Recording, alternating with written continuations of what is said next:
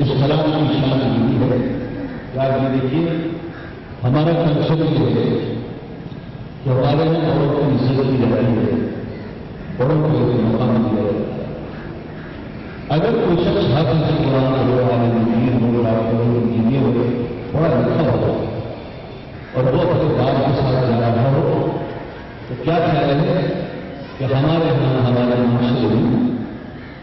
خاص اردو بولنے والے ہوں, سندھی بولنے والے ہوں, پنجابی بولنے پشتو بولنے والے ہوں, ہمارے شان و شکر کا ہماری نسل کا یہ کلچر ہے, بلکہ یہ ہمارا اسلامی کلچر ہے کہ ہم بڑوں کو عزت دیتے ہیں.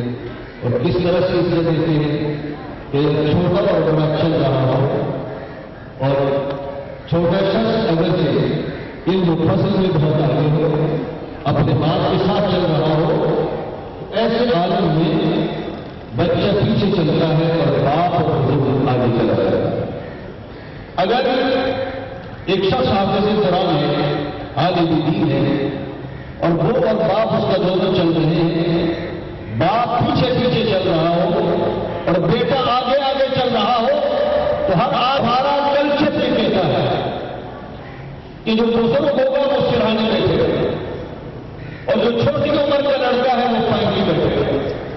لیکن یہی پڑھا لکھا نوجوان اگر خود سرہانے بیٹھ جائے اور بزرگ کو پائیں بٹھا دے تو لوگ اسے اچھی غلط سے دیں گے. اس لیے کہ ہمارے یہاں بڑوں کی تعظیم اور بڑوں کا احترام کیا جاتا ہے. نوجوان کسی ہی فضیلتوں کا مالک ہو, اسے چاہیے کہ وہ پائیں کی بیٹھے اور بزرگوں کی عزت کرے, اسے سراہنا دکھائے. لیکن میرے بھائیوں آپ نے دیکھا کہ یہی بچہ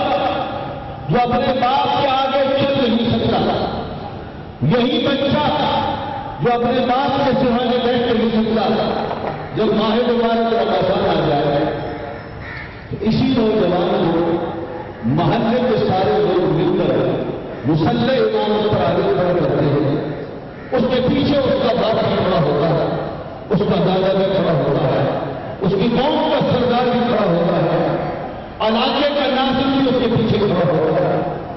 سفید داڑھی والے لوگ اس نوجوان کے پیچھے کھڑے ہوتے ہیں. محلے کے کسی آدمی نے بھی کسی موقع پر یہ کہتا ہوا سنائی نہیں دیتا کہ یہ نوجوان بہت ہی بدتمیز ہے,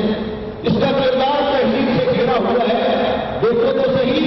یہ سارے بڑے پورے اس کے پیچھے ہوتے ہیں اور یہ تنہا سب سے آگے بڑھ کر آگے کھڑا ہو جاتا ہے. اسے لڑکے کو پیچھے ہٹایا جائے, مصلی امامت پر اس کے باپ کو کھڑا کیا جائے, اس کے وڈیرے اور سردار قوم کو کھڑا کیا جائے. علاقے کی معزز شخصیت کو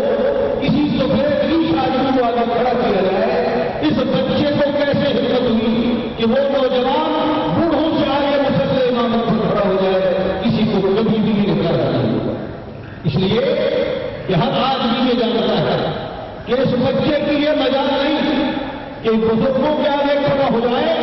لیکن اس کے سینے میں جو قرآن ہے اس قرآن نے اس بچے کو یہ عظمت عطا فرمائی. قرآن جس کے سینے میں آ جائے اس کی مرتبے کو وہ بڑوں سے کھڑا کر دیتا ہے, اور جس کے سینے میں قرآن کریم آ جائے وہ بڑوں سے کھڑا کر دیتا ہے. اسے بڑائی دینے والا کرتا ہے. قرآن کریم جب اس کے سینے میں آیا تو قرآن کریم نے اسے بڑائی کرتا ہے. قرآن کریم نے اسے بزرگ کی ادب بزرگ ہو گیا ہے, اور ایسا بزرگ ہو گیا ہے کہ قرآن کریم نے اس کے محلے اور اس کے عزیزوں میں جو بڑے بڑے لوگ ہیں, قرآن کریم کی برکتوں سے یہ لوگ بڑے سے بڑا ہو. رب مطلب اللہ رب العالمین نے اس قرآن کریم کو جن اجازت شاہ جماعت میں سے جس کی سینے میں آ جائے قرآن کریم اس چھوٹے بندے کو چھوٹا نہیں بڑوں سے بڑا کرے گا. انہوں نے شریف میں آیا کہ ایک صحابی غالباً نام عمر بن شعیب مشکات شریف کے حدیث ہے جو فرماتے ہیں کہ میری عمر 6-7 برس تھی اور ہماری جو بستی تھی وہ ایسی ایسی شہرا پر واقع تھی جو شہرا شہر مدینہ کو جائے اور فرمایا کہ یہ نبی 10ویں ہجری کا واقعہ ہے اور فتح مکہ سے پہلے لوگ اس انتظار میں تھے کہ دیکھتے ہیں کہ مکے کے لوگ محمد رسول اللہ صلی اللہ علیہ وسلم پر ایمان لاتے ہیں یا نہیں، اگر یہ لے آئیں تو ہم بھی اسلام میں داخل ہو جائیں، اور اگر یہ لوگ اسلام قبول نہیں کرتے تو کوئی بھی پسند شہر ہے یہاں تک کہ مکہ جگہ پر ہوتا ہو یہ لوگ یہ بچہ شادی کروانا انگریزی شہر کرتے ہیں کہ ہماری بچی ایسی شہرا کرتی ہے جو شہرا مدینہ طیبہ کو جاتی تھی، ہماری بستی پر اللہ کی عنایت یہ تھی کہ یہاں پر پانی کے جشن اور پھول تھے، یہاں پر سب زیادہ اور گھاس تھا، یہاں پر ہرے درختوں کے جھوٹ تھے۔ مدینہ طیبہ جانے والے لوگ ہماری بستی سے گزر کر جاتے، یہاں پر اپنی سواریوں کو پانی پلاتے، خود ہی پانی پیتے، ٹھنڈی چھاؤں کے نیچے سے کھاتے، پھر شہر مدینہ چلتے رہے۔ اور جو لوگ شہر مدینہ سے واپس اپنے علاقوں میں جاتے وہ لوگ بھی ہمارے علاقے سے گزرتے ہوئے آرام کرنے کے بعد پانی پینے کے بعد یہاں سے اپنے اپنی منزلوں پر رخ لیتے۔ فرمایا میرا طریقہ یہ تھا کہ میری عمر بھی 7 برس عمر تھی۔ فرمایا کہ جو شخص بھی شہر مدینہ سے آیا میں اس سے یہ پوچھتا کہ یہ بتاؤ کہ اللہ کے رسول صلی اللہ علیہ وسلم نے تمہیں قرآن کریم کی کون سی آیات سکھائی؟ وہ قافلے کے لوگ قرآن کریم کی آیات پڑھتے میں سنتا ہوں مجھے یاد ہو گیا۔ فرمایا کہ یہ میری عادت تھی، میرا شوق یہ تھا کہ جو شخص بھی وہاں سے آتا اور میں اس سے یہ پوچھتا کہ حضور نے تمہیں کون سی آیات بتائی، وہ تلاوت کرتا مجھے بتاتا اور میں اسے سنتا اور یاد کرتا۔ فرمایا کہ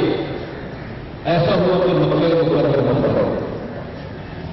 تو فتح مکہ کے بعد ہماری بستی کے لوگ بھی مسلمان ہو گئے۔ ان لوگوں نے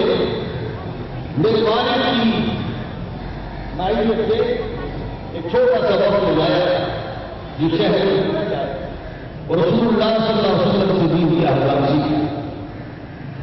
فرمایا میرے والد ماجد حضور کی بارگاہ میں گئے، اپنے وقت کو لگے رہے،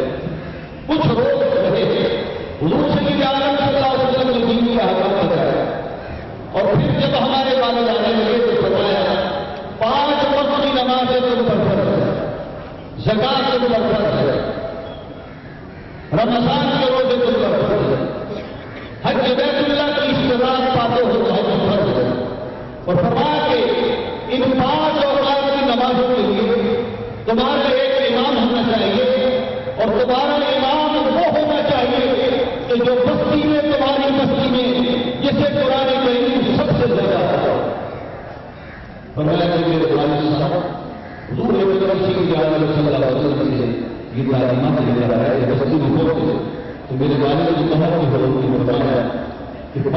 وقت کی نمازیں ہیں جو جماعت سے تمہیں پڑھنی چاہیے، اور تمہارا ایک امام ہونا چاہیے، اور تمہارا امام وہ ہونا چاہیے